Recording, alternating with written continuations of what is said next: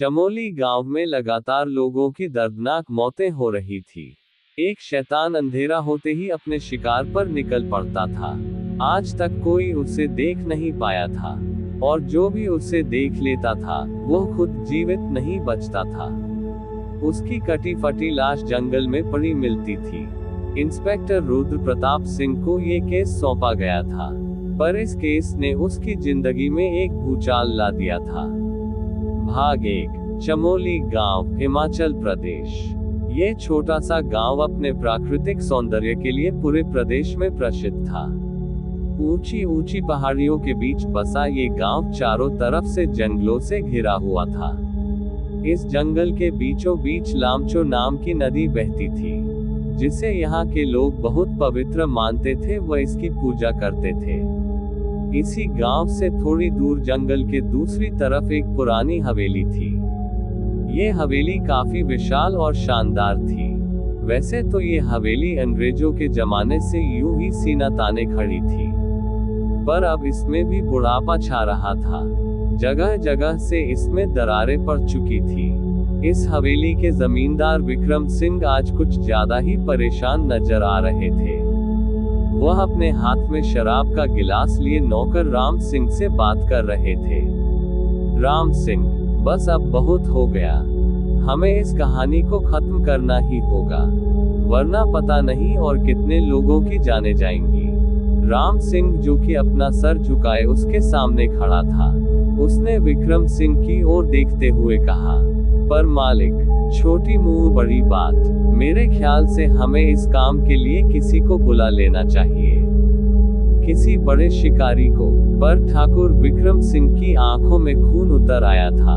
उन्होंने एक ही घूंट में शराब की गिलास खाली कर दी, फिर उस गिलास को दूर फेंकते हुए बोले, नहीं राम सिंह, उस दरिंदे का शिकार हम ही करेंगे।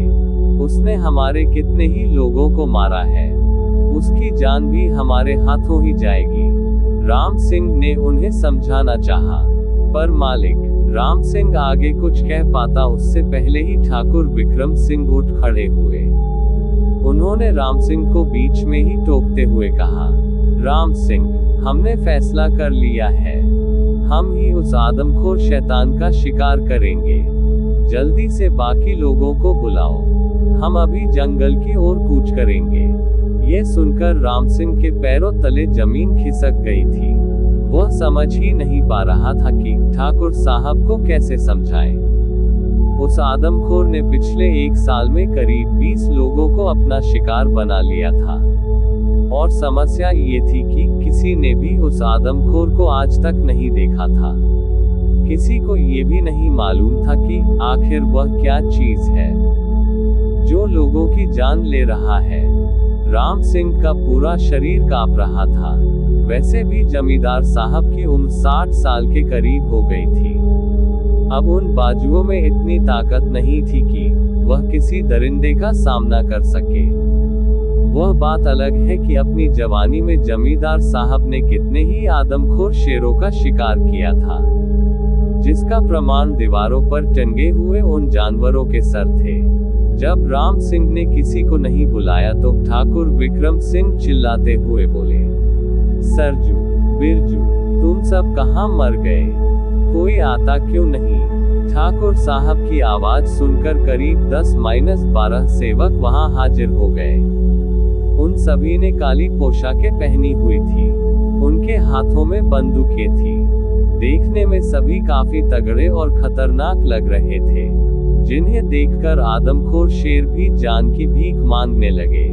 ठाकुर साहब की पर्सनैलिटी भी कुछ कम नहीं थी। करीब 6 फुट की हाइट, चौड़ा सीना, लंबे बाल, चेहरे पर घनी मूंछें। चेहरे में झुर्रियां जरूर आ गई थी, पर चेहरे में एक अलग सा तेज था। उन्होंने केसरिया कुर्ता और नीचे सफेद धोती पहनी हुई थी। भले ही उनकी उम्र 60 साल की हो गई थी, पर उनका जोश अभी भी कम नहीं हुआ था। सारे सेवक सामने आकर सर झुकाकर खड़े हो गए। उनमें से एक सेवक सरजू ने कहा, क्या हुक्म है मालिक? ठाकुर साहब ने शराब की बोतल गले में उड़ेल ली और अपने मूंछों पर ताव देते हुए बोला, सरजू, अगर हम कहें कि अपनी जान दे दो, तो क्या तुम हमारा हुक्म मानोगे? सरजू अपना सर ऊपर उठाते हुए अपने दमदार आवाज में बोला, मालिक, हम में से कोई भी ऐसा नहीं है जो आपका हुक्म ठुकरा सके। हम हंसते हंसते अपनी जान तक दे देंगे। ठाकुर साहब अब थोड़े से लड़खड़ा रहे थे। उन्होंने लड़खड़ाते शब्दों में कहा, फिर ये राम सिंह मेरी बात क्यों नहीं मानता? मैंने इससे कहा कि हम आज उस आदमखोर का शिकार करेंगे, तो यह मुझे मना करता है। तभी राम सिंह ने धीमी आवाज में कहा, मालिक, आज पूनम की रात है, और मैंने सुना है कि पूनम की रात को वह आदमखोर बहुत खतरनाक हो जाता है, और आज के दिन उसका शिकार करना मूर्खता होगी। विक्रम सिंह ने उसे घूरते हुए कहा, उम्र के साथ तुम बुजदिल हो चुके हो राम सिंह, तुम मत भूलो, हमने ऐसे कितने ही आदमखोरों का शिकार किया है। ये देखो, इन दीवारों पर उनके सर अभी भी लटक रहे हैं। वहां मौजूद सभी लोग उस दीवार की तरफ देखने लगते हैं। सच में वहां करीब 20-25 आदमखोर शेर और दूसरे जानवरों के सर लटक रहे थे। बिरजू ने हुंकार भरी, मालिक, हम लोग आपके साथ शिकार पर चलने को तैयार हैं। आप बस हुक्म कीजिए, आज रात उस आदमखोर की अंतिम रात होगी। विक्रम सिंह मुस्कुराया और अपनी घनी मूंछों पर ताव देते हुए कहा, देखा राम सिंह, ये लोग कितने बहादुर हैं। अब तुम्हारी उम्र हो चुकी है, इसलिए तुम घर में बैठो, हम शिकार करके आते हैं। राम सिंह ने मुरझाए हुए चेहरे से कहा, ठीक है मालिक, जब आपने तय कर ही लिया है तो मैं भी आपके साथ ही चलूंगा, और आपके साथ साए की तरह रहूंगा। राम सिंह इस हवेली का बहुत पुराना वफादार नौकर था। उसकी उम्र करीब 70 साल के आसपास होगी, पर चेहरे से वह करीब 45-50 साल का लगता था। ऊंचाई करीब 5 फुट 8 इंच की होगी। सांवला रंग, सर पर बिल्कुल सफेद बाल, चेहरे पर घनी मूंछें। पर इस उम्र में भी वह काफी फुर्तीला और दमदार पर्सनैलिटी का लगता था। सभी लोग तैयार हो चुके थे और अपने अपने हथियार लेकर जंगल के रास्ते पर निकल पड़े। वे लोग 4 जीप में निकले थे, जिसमें करीब 20 लोग सवार थे।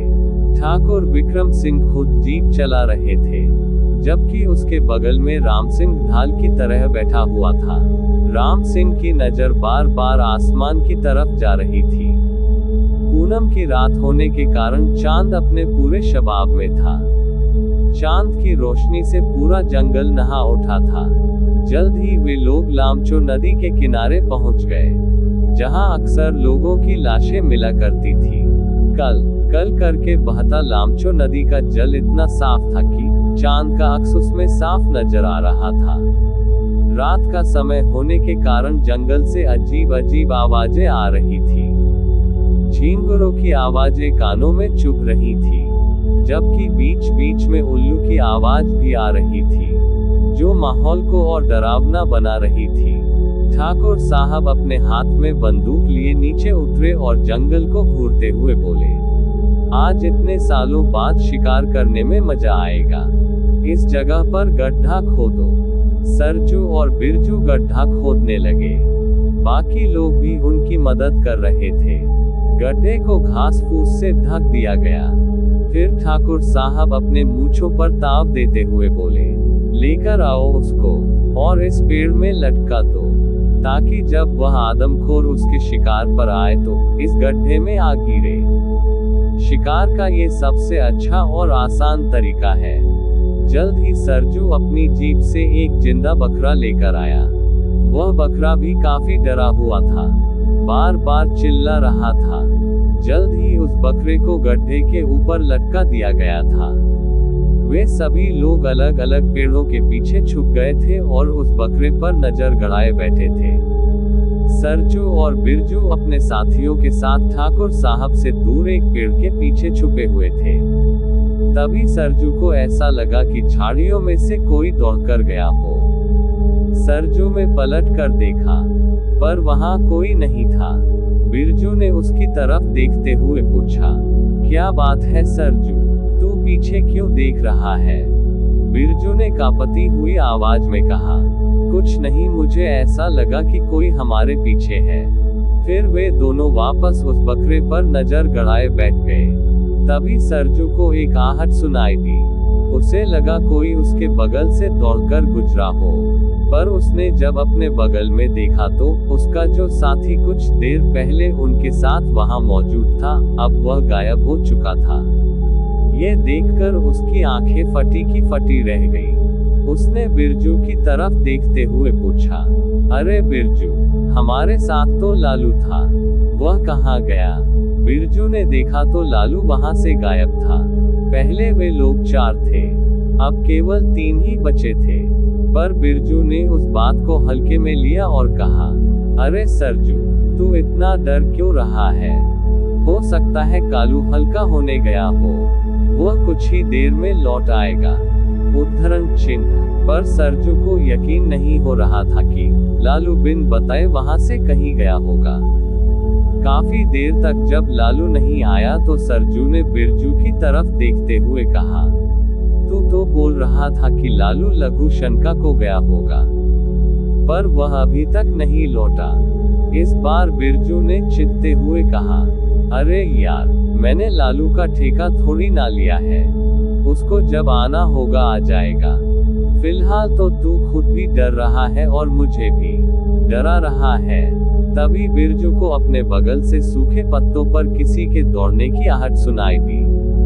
उसने पलट कर देखा तो उसके बगल में बैठा श्यामू भी गायब हो चुका था।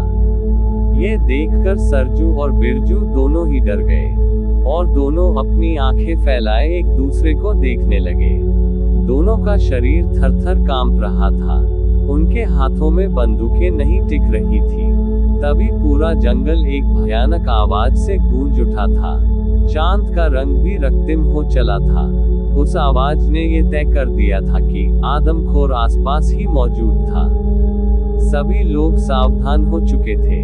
सभी की नजरें उस बकरे पर जा टिकी थी। ठाकुर विक्रम सिंह जो राम सिंह के साथ थे, उन्होंने अपने मूंछों पर ताव देते हुए राम सिंह से कहा, अब देखना राम सिंह, हम किस प्रकार उस दरिंदे का शिकार करते हैं। तुम डर तो नहीं रहे हो ना राम सिंह? राम सिंह डर तो रहा था, पर उस बेचारे को अपनी जान की फिक्र नहीं थी। उसे ठाकुर साहब के जान की फिक्र थी। वह बार बार इधर उधर देखे जा रहा था। तभी उसे झाड़ियों के बीच कुछ हलचल दिखाई दी। सभी की नजरें उस ओर ही टिक गई। सभी ने अपनी बंदूकें झाड़ियों की तरफ तान दी थी। वह चीज झाड़ियों के बीच छिपता हुआ उनकी तरफ ही बढ़ा चला आ रहा था। सबके दिल की धड़कनें बढ़ी हुई थी। सभी अपनी सांसें रोके उन झाड़ियों की तरफ देख रहे थे। तभी उसने झाड़ियों के बाहर छलांग लगाई। सभी ने एक साथ गोलियां चला दी और उसका शरीर गोलियों से छलनी हो गया। सभी लोग खुश हुए और उस ओर भागे। पर जब ठाकुर साहब वहां पहुंचे तो सामने का दृश्य देखकर उनकी भौहें सिकुड़ गई। वह एक जंगली सुअर था। ठाकुर साहब ने निराश होते हुए कहा, हमारी गोलियां फालतू में बर्बाद हुई। ये तो एक जंगली सुअर है। ठीक है, इसे उठाकर गाड़ी में डाल दो। आज तुम लोगों के जश्न का इंतजाम हो गया। उद्धरण चिन्ह। वहां मौजूद सभी लोग हंसने लगे। राम सिंह की जान में जान आई। फिर वे लोग उस ओर पलटे जहां बकरा टंगा हुआ था। पर सामने का दृश्य देखकर वे लोग चौंक उठे, क्योंकि वह बकरा अब वहां टंगा हुआ नहीं था। वे लोग दौड़कर उस गड्ढे के पास गए। वह गड्ढा अभी भी ढका हुआ था। ठाकुर साहब ने आश्चर्यपूर्वक उस गड्ढे को देखा और चिल्लाए, तैयार हो जाओ, वह आदमखोर आ चुका है। वह यहीं कहीं आसपास ही है। ये सुनकर सभी के पांव कांपने लगे थे। सभी ने अपनी बंदूकें तान रखी थी। तभी राम सिंह को ऐसा लगा कि कोई उसके पीछे से दौड़कर गया हो। उसने जब पलट कर देखा तो उसके पीछे खड़ा राजू वहां नहीं था। पलक झपकते ही लोग गायब हो रहे थे, पर वह शैतान अभी तक नजर नहीं आया था। कुछ देर तक वह आदमखोर इसी प्रकार उनका शिकार करता रहा। अब वहां केवल ठाकुर साहब, राम सिंह, सरजू और बिरजू ही बचे थे। ठंड के मौसम में भी उन सभी को पसीना आ रहा था। सभी के शरीर कांप रहे थे। सरजू ने कांपते हुए आवाज में कहा, मुझे लगता है हम लोगों को यहाँ से भाग जाना चाहिए। हम लोग यहाँ फंस चुके हैं। पर ठाकुर साहब कहाँ डरने वाले थे। उन्होंने फिर से एक बार अपने मूंछों पर ताव दिया और बोले, आज हम शिकार करके ही लौटेंगे। तुम लोग डर क्यों रहे हो? हमारी अगली गोली उसके सीने के पार होगी। उद्धरण चिन्ह। तभी उन लोगों को ऐसा लगा जैसे कि कोई जंगलों के बीच उन लोगों के चारों तरफ गोल गोल घूम रहा हो। पर उसकी गति इतनी ज्यादा थी कि उसे देखा नहीं जा सकता था। बस उसकी चमकती हुई लाल आंखें दिखाई दे रही थी। बिरजू ने कांपते हुए कहा, अब हम लोग नहीं बचने वाले। हम लोगों ने इस जंगल में आकर गलती कर दी। उद्धरण चिन्ह। अगले ही पल वह आदमखोर उनकी तरफ दौड़ता हुआ आया। राम सिंह उसे देख पाता उससे पहले ही वह उसी गड्ढे में जा गिरा, जिसे उस आदमखोर को फंसाने के लिए खोदा गया था। नीचे गिरते ही राम सिंह घायल हो गया। उसके पैर में गहरी चोट लगी थी, इसलिए वह उठ नहीं पा रहा था। उसकी आंखें बंद हो रही थी। तभी उसे 3 चीखें सुनाई दी और बंदूकों के चलने की आवाजें भी सुनाई दी। उन तीनों की चीखें लगातार सुनाई दे रही थी, पर अगले ही पल सब कुछ शांत हो गया, जैसे वहां कुछ भी ना हुआ हो। राम सिंह की हिम्मत नहीं हो रही थी कि वह बाहर झांक कर देखे, इसलिए वह उसी गड्ढे में पड़ा रहा। करीब 1 घंटे तक जब कोई हलचल सुनाई नहीं दी, तब राम सिंह ने उस गड्ढे से बाहर निकलने की कोशिश की और जैसे ही वह गड्ढे से बाहर निकला, तो सामने का दृश्य देखकर उसके होश उड़ गए। उन तीनों की कटी फटी लाशें वहां पड़ी हुई थी, और सबसे डरावना दृश्य ये था कि ठाकुर साहब का कटा फटा धड़ दूर पड़ा हुआ था, जबकि उनका सर राम सिंह के सामने पड़ा हुआ था, और उनकी खुली हुई आंखें राम सिंह को ही देख रही थी। ऐसा बोलते हुए राम सिंह एकदम से चुप हो गया। उसकी आंखें भर आई थी। वहां का माहौल बिल्कुल शांत हो चुका था। फिर राम सिंह ने अपने आंसू पोंछते हुए कहा, काश उस दिन ठाकुर साहब ने मेरी बात मान ली होती तो शायद वह आज जिंदा होते। मुझे उन्हें किसी भी हालत में रोकना चाहिए था। ये सब मेरी गलती है। सामने बैठा हुआ शख्स जो वहां का एसपी था, उसने पानी का गिलास राम सिंह की हाथों में देते हुए कहा, कोई बात नहीं राम सिंह, इसमें तुम्हारी कोई गलती नहीं है। क्या तुम बिल्कुल नहीं देख पाए कि आखिर वह कौन था जिसने ठाकुर साहब की हत्या की? राम सिंह ने गिलास का पानी एक ही घुट में गटक लिया, जिससे पता चल रहा था कि उसे कितनी प्यास लगी थी। फिर उसने भारी आवाज में कहा, काश कि मैं उस गड्ढे में ना गिरा होता, तो मैं उस शैतान का चेहरा जरूर देख पाता। पर वह आदमखोर जानवर अब भी लोगों की जान ले रहा है। तभी एक मुलायम सा हाथ राम सिंह के कंधे पर आ लगा, और एक सुरीली आवाज गूंजी, इसमें आपकी कोई गलती नहीं थी रामू काका। वह आदमखोर जानवर काफी खतरनाक हो चुका है। अभी तक करीब 50 लोगों की जानें ले ली है। एसपी साहब, आपको उसे रोकना होगा। एसपी साहब ने उस औरत की तरफ मुस्कुरा कर देखा, जो राम सिंह के बगल वाले चेयर पर बैठे हुई थी। औरत ने क्रीम कलर की साड़ी पहनी हुई थी और माथे पर घूंघट कर रखा था, पर उसके मुलायम होठ तब भी नजर आ रहे थे। उसके होठों के ऊपर एक छोटा सा काला तिल था। उसके मुलायम होठों पर लाल लिपस्टिक लगी हुई थी, जो उस औरत के खूबसूरती का बखान कर रही थी। कमिश्नर साहब ने मुस्कुराते हुए कहा, ठकुराइन साहिबा, आप निश्चिंत रहें। मैं इस केस की जिम्मेदारी किसी काबिल पुलिस वाले को सौंपूंगा, और मैं फॉरेस्ट डिपार्टमेंट से भी बात करूंगा। अगर यह किसी आदमखोर जानवर का काम है तो मैं आपसे वादा करता हूं कि कुछ ही दिनों में वह जरूर पकड़ा जाएगा।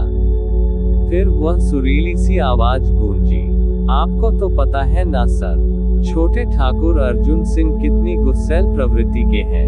उनके यहाँ पहुँचने से पहले आप ये केस सुलझा लीजिए, वरना वे आकर हंगामा कर देंगे। छोटे ठाकुर के गुस्से से सभी वाकिफ थे। अगर उन्हें गुस्सा आ जाता था तो फिर वे पुलिस वाले तक को नहीं छोड़ते थे। एसपी साहब भी उन्हें अच्छे से जानते थे, इसलिए उन्होंने मुस्कुराते हुए कहा, आप चिंता मत करिए ठकुराइन साहिबा, हम जल्द से जल्द ये केस सॉल्व कर लेंगे, और जो भी गुनहगार है उसे उसकी पूरी सजा मिलेगी। फिर उस महिला ने उठते हुए कहा, ठीक है एसपी साहब, हम आपके उस काबिल इंस्पेक्टर का इंतजार करेंगे। एसपी साहब ने अपने दोनों हाथ जोड़कर उन्हें नमस्कार किया। ठकुराइन राम सिंह के साथ वहां से चली गई। उनके जाते ही एसपी साहब ने चैन की सांस ली। उन्होंने हवलदार को बुलाकर कहा, इंस्पेक्टर रुद्र प्रताप सिंह को बुलाओ, अब वो ही इस केस को देखेगा। शिमला से छुटी वह शिमला एक्सप्रेस अपने पूरे रफ्तार से कोर्ट के लिए जा रही थी। रास्ते में एक छोटा सा स्टेशन नरसिंहपुर पड़ता था। गाड़ी वहां केवल 2 मिनट ही रुकती थी। लोगों को चमोली तक जाने के लिए इसी स्टेशन पर उतरना पड़ता था। ट्रेन के रिजर्वेशन कंपार्टमेंट में एक युवक बैठा हुआ था। उसकी उम्र करीब 30 साल की होगी। उसने सफेद रंग की हाफ टी शर्ट और नीचे ब्लैक जीन्स पहन रखी थी। गठीला शरीर, 6 फुट के आसपास की ऊंचाई, सिर पर ट्रिम किए हुए छोटे बाल, उजला रंग, चेहरे पर हल्की मूंछें। देखने में वह काफी हैंडसम लग रहा था। उसने हाथ में एक किताब पकड़ी हुई थी, जिसमें नजरें गड़ाए वह विंडो सीट के पास बैठा हुआ था। अचानक से उसकी नजर बाहर की तरफ गई तो बाहर चांद अपने पूरे शबाब में था। आज शायद पूनम की रात थी। चांद का रंग हल्का लाल था। उस शख्स के सामने 30-32 साल का एक युवक बैठा हुआ था।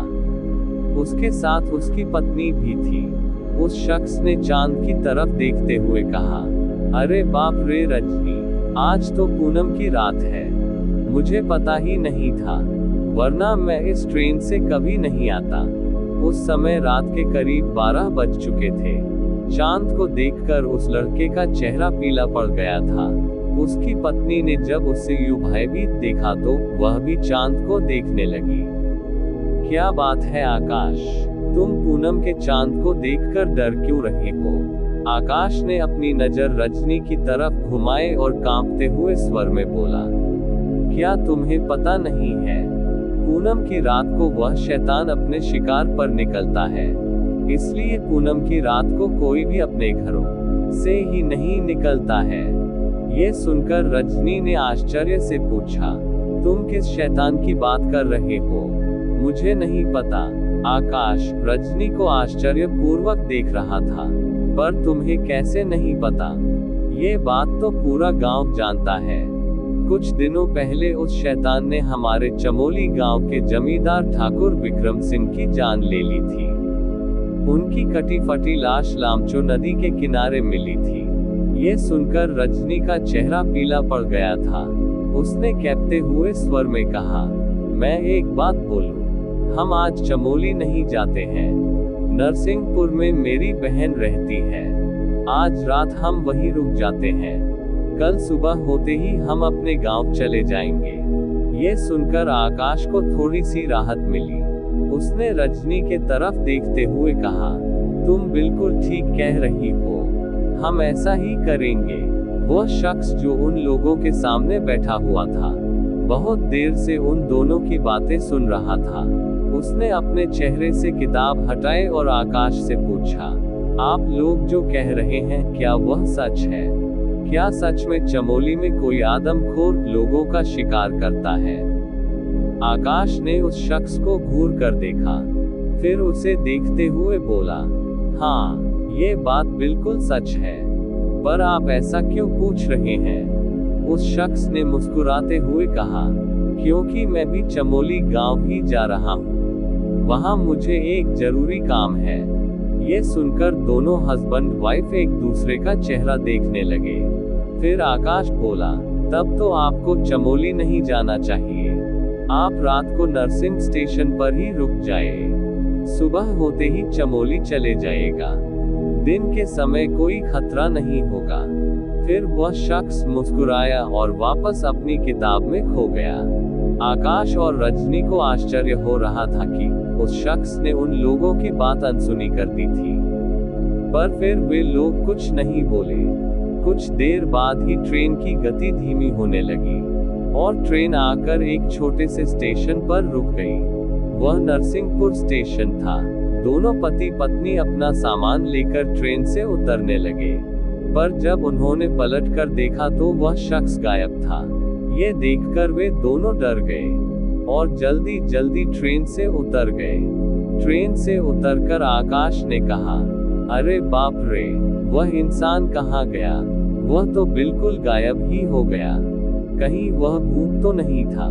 रजनी का शरीर थर-थर कांप रहा था।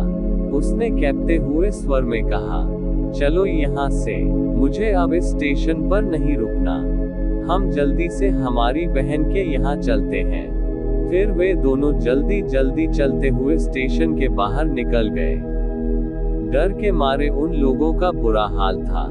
वैसे भी नरसिंहपुर एक छोटा सा स्टेशन था, जहाँ ज्यादा लोग नहीं उतरा करते थे। उस ट्रेन से केवल वे पति पत्नी ही उतरे थे और फिलहाल वहाँ कोई रेलवे स्टाफ भी नहीं था। पर जाते हुए उन्होंने पलट कर नहीं देखा, क्योंकि उन लोगों के बाहर निकलने के कुछ देर बाद वह शख्स अपना ट्रॉली लेकर ट्रेन से नीचे उतरा। वह ट्रेन के दूसरे दरवाजे से उतरा था, इसलिए वे दोनों उसे नहीं देख पाए थे। उस शख्स के उतरते ही ट्रेन ने वह स्टेशन छोड़ दिया। वह शख्स ट्रेन से उतरकर स्टेशन को देखने लगा। अरे बाप रे, ये कैसा स्टेशन है? यहाँ तो कोई नजर नहीं आ रहा है। अब मुझे चमोली तक जाने का रास्ता कौन बताएगा?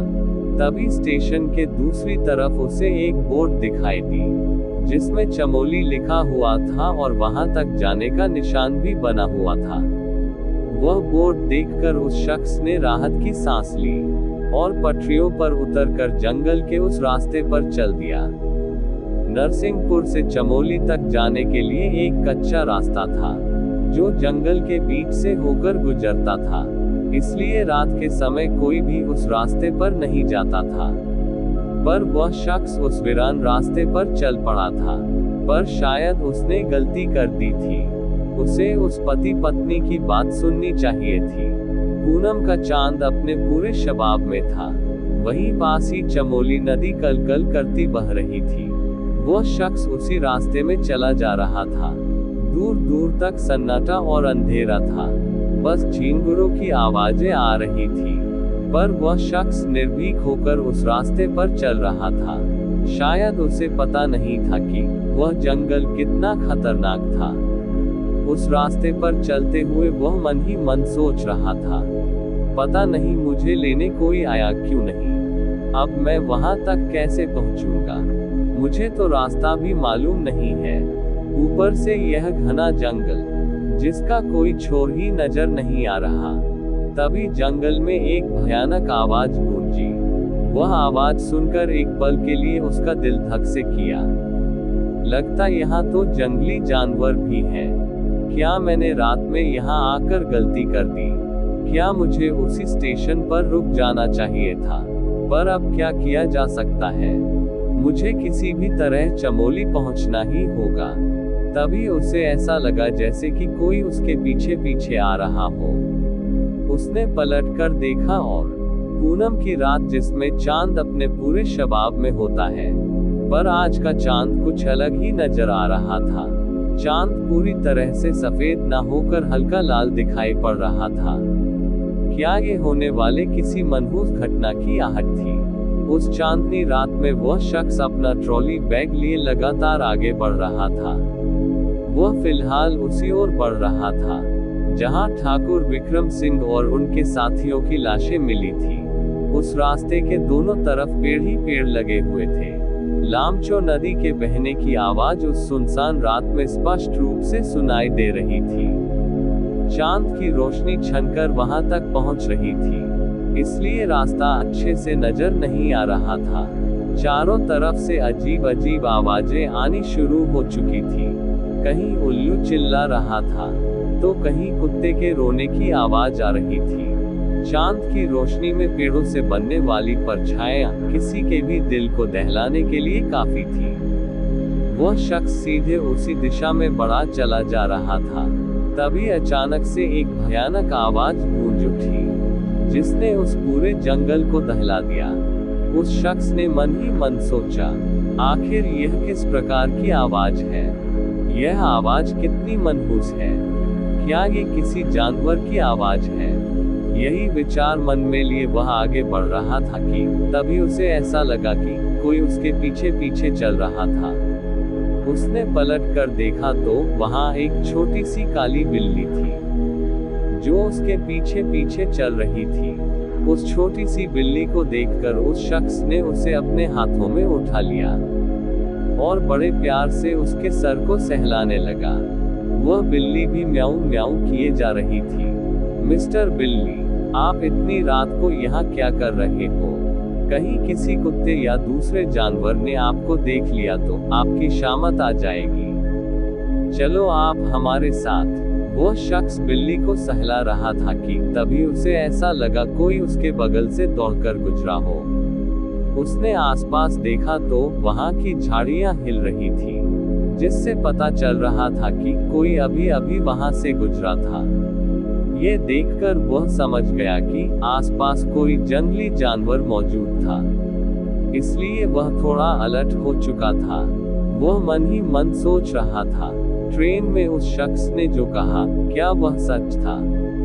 क्या सच में यहाँ कोई आदमखोर जानवर है जो लोगों की जान ले रहा है? मुझे सावधान रहना चाहिए। तभी अचानक से ऐसा लगा जैसे कि उसके पास वाली झाड़ियां हिल रही थी। लग रहा था जैसे कि झाड़ियों के बीच से कोई जंगली जानवर उसकी तरफ ही बढ़ रहा था। उसने अपने हाथ में जिस बिल्ली के बच्चे को पकड़ रखा था, वह अचानक से उसके हाथ से छूटकर नीचे गिर गया और अपनी पूंछ और बाल खड़े किए उन झाड़ियों की तरफ देखकर म्याऊं म्याऊं करके चिल्लाने लगा। झाड़ियों के हिलने की गति बढ़ती जा रही थी। वह शख्स भी बिल्कुल अलर्ट सा खड़ा था कि तभी उसे ऐसा लगा जैसे किसी ने उसके पीठ पर हाथ रखा हो। उसका पूरा शरीर पसीना पसीना हो चुका था। उसने पलट कर देखा तो सामने एक हवलदार खड़ा था, जिसने उस शख्स को देखकर सैल्यूट किया।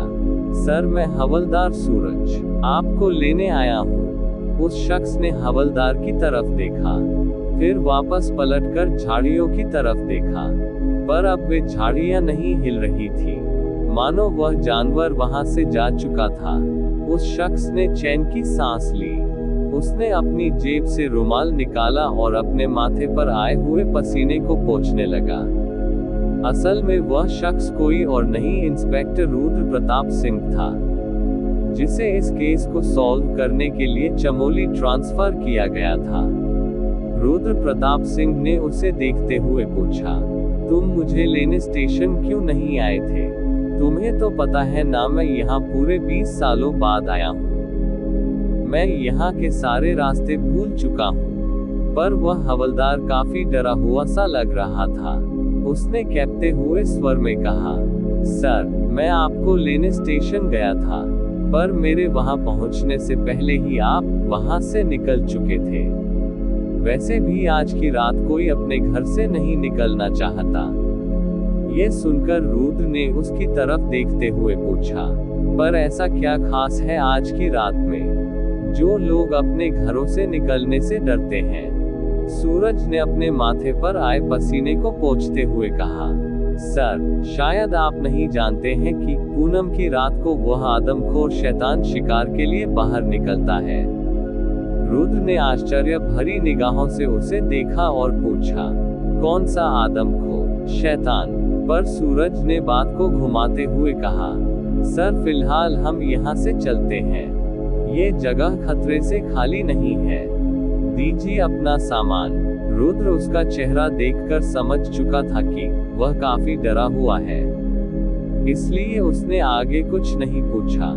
पर उसकी निगाहें उस छोटे से बिल्ली के बच्चे को खोज रही थी, जो वहां से गायब हो चुकी थी। फिर कुछ ही देर में वे दोनों पुलिस जीप में बैठकर चमोली थाने की तरफ जा रहे थे। जल्द ही वे दोनों थाने पहुंच चुके थे। वह एक छोटा सा थाना था, जिसकी हालत बहुत खराब थी। दीवारों पर जगह जगह दरारें पड़ी हुई थी। उस थाने को देखकर ही पता चल रहा था कि वह थाना काफी पुराना हो चुका था। जब वे दोनों अंदर पहुंचे तो वहां एक हॉल था, जिसके दाएं तरफ एक छोटा सा सेल था, जहां कैदियों को रखा जाता था, जबकि बाएं तरफ रुद्र का ऑफिस था। हॉल के बीचों बीच एक बड़ा सा टेबल रखा हुआ था, जिसके सामने 2 कुर्सियां रखी हुई थी। वहीं बैठकर रिपोर्ट लिखी जाती थी। सूरज ने रुद्र का सामान हॉल में रखा और रुद्र को उसका ऑफिस दिखाया। रुद्र के ऑफिस में एक बड़ी सी टेबल रखी थी, जिसकी दूसरी तरफ एक लकड़ी की कुर्सी थी, जिसकी हालत भी काफी खराब थी। टेबल के ऊपर फाइलों का अंबार लगा हुआ था, जिसे देखकर रुद्र समझ चुका था कि वहां उसे बहुत मेहनत करनी थी। फिर उसने सूरज की तरफ देखकर कहा, सूरज, तुमने थाना तो दिखा दिया, पर मैं रहूंगा कहाँ, वह तो दिखा दो। सूरज अब थोड़ा सा नॉर्मल हो चुका था। वह मुस्कुराया और बोला, बस थाने के बगल में ही आपका क्वार्टर है सर। ज्यादा बड़ा तो नहीं है, पर आपके रहने के लिए काफी है। फिर सूरज रुद्र का सामान लेकर थाने के पीछे बने स्टाफ क्वार्टर की तरफ चल दिया। रुद्र भी उसके पीछे पीछे चल रहा था। वह थाना भी बिल्कुल गांव से दूर एकांत में ही था। चारों तरफ बड़े बड़े पेड़ लगे हुए थे, पर अच्छी बात ये थी कि थाने के चारों तरफ ऊंची बाउंड्री वॉल थी, जो जंगली जानवरों से उनकी रक्षा करती थी। जल्द ही वे दोनों स्टाफ क्वार्टर के पास पहुंच चुके थे। वह एक पुराना सा स्टाफ क्वार्टर था, जिसे देखकर ही पता चल रहा था कि वह काफी जर्जर हो चुका था और जिसे मरम्मत की सख्त जरूरत थी। क्वार्टर में ताला लगा हुआ था, जिसकी चाबी सूरज के पास थी। उसने अपनी जेब से चाबी निकाली और ताला खोलने लगा, पर ताला खुल नहीं रहा था। सूरज ने सभी चाबियां घुमाकर देख ली थी। लगता है मैं गलत चाबी ले आया, मुझे थाने से दूसरी चाबी लेकर आनी पड़ेगी। सर, आप तब तक यही इंतजार कीजिए, मैं चाबी लेकर आता हूँ। सूरज चाबी लेने थाने चला गया। इधर रुद्र चारों तरफ देख रहा था। उसे वहां का माहौल बड़ा अजीब लग रहा था। चारों तरफ जंगल ही जंगल था। वहां से करीब 2-3 किलोमीटर दूर कुछ लाइटें जलती हुए दिखाई दे रही थी, जो वहां पर किसी गांव के होने का इशारा कर रही थी। बड़ी ही अजीब जगह पर थाना बनाया गया है। ये थाना इतने एकांत में क्यों है? वह सोच ही रहा था कि तभी उसे ऐसा लगा जैसे कि उस क्वार्टर के अंदर कोई था। अंदर से अजीब आवाजें आ रही थी। ऐसा लग रहा था जैसे कि उस क्वार्टर के अंदर कोई दौड़ रहा था। कौन हो सकता था उस बंद क्वार्टर के अंदर? क्या अंदर मौत रुद्र का इंतजार कर रही थी? जानने के लिए आपको ये कहानी पूरी देखनी पड़ेगी। तब तक के लिए अपनी समीक्षाएं देना मत भूलिएगा। धन्यवाद।